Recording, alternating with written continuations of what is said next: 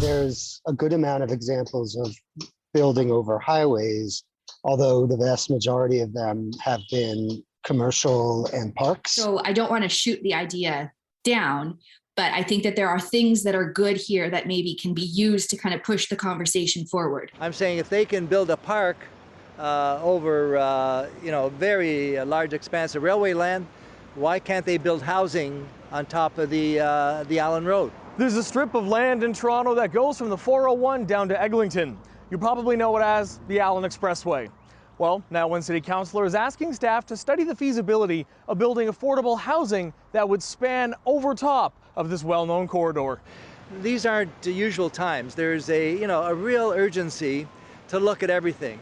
We have the engineering know-how, we have the capacity, and we also have this land that's publicly owned. Councillor Cole says that's the key, that unlike other major highways, this land is owned by the city. That means we don't have to pay or build housing on expensive land which is privately owned. Then the cost just doubles, triples. He cites plans for commercial space above rail lines in Columbus, Ohio, or closer to home, the Rail Deck Park being eyed for downtown Toronto. Are we thinking parts of the Allen, or are we thinking at some point it could be the Allen will become an underground roadway? Yeah, that's all, I think, part of the long-term vision.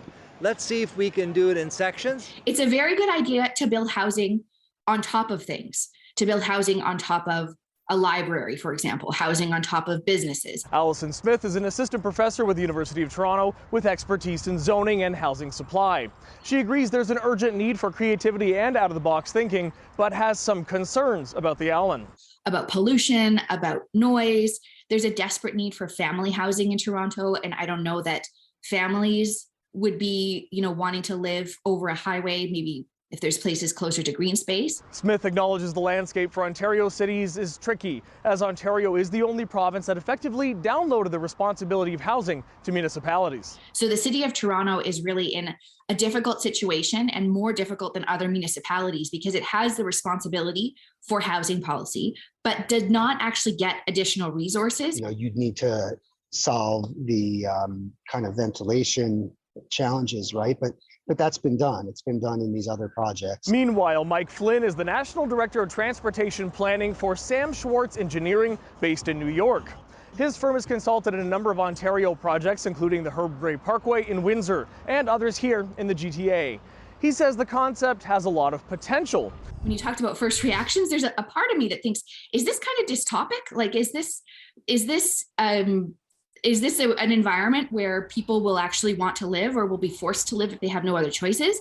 But again, I do think that there's enough in here that shows that it's thoughtful and that there's good elements of urban design and of social housing. There's no fatal flaw, but again, I think it's money, it's jurisdiction, and it's kind of community perspective that are probably going to drive how feasible something like that is. Earlier in the show, we heard from Alison Smith and Mike Flynn, a pair of experts responding to a concept floated by Toronto City Councillor Mike Cole to build affordable housing over the Allen. Well, there's such an acute shortage of housing. Land is so expensive. We have to look outside the box. The councillor saying he's asked city staff to officially study the feasibility. When asked, he said he's open to seeing multiple residential structures in time, possibly covering the entire expressway. Yeah, that's why we need that engineering report to look at what's doable, what's cost effective. And the other thing is that a lot of the roadways are going to be changing too, because there's going to be less pollution, less noise, because it's going to be all electric eventually.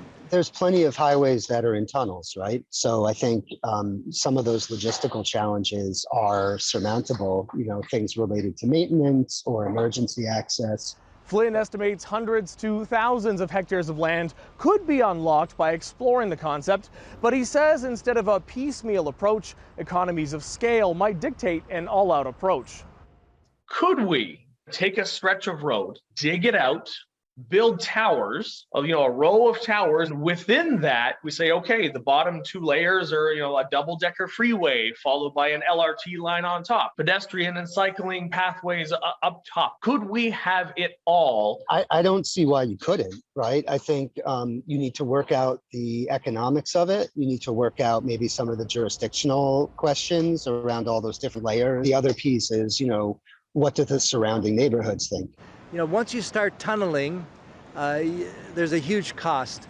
But decking, I think, could be much more viable. I think one of the things that may be useful for governments or city councilors to do would be to talk to commuters, talk to families, partnering with community centers, partnering with churches, more duplexes, triplexes, 4-story buildings, that type of gentle density that neighborhoods really can absorb. Cole saying while we're still a ways away from seeing any shovels in the ground, he hopes to keep the concept rolling to one day potentially unlock some creative solutions. Well, again, the committee passed my motion.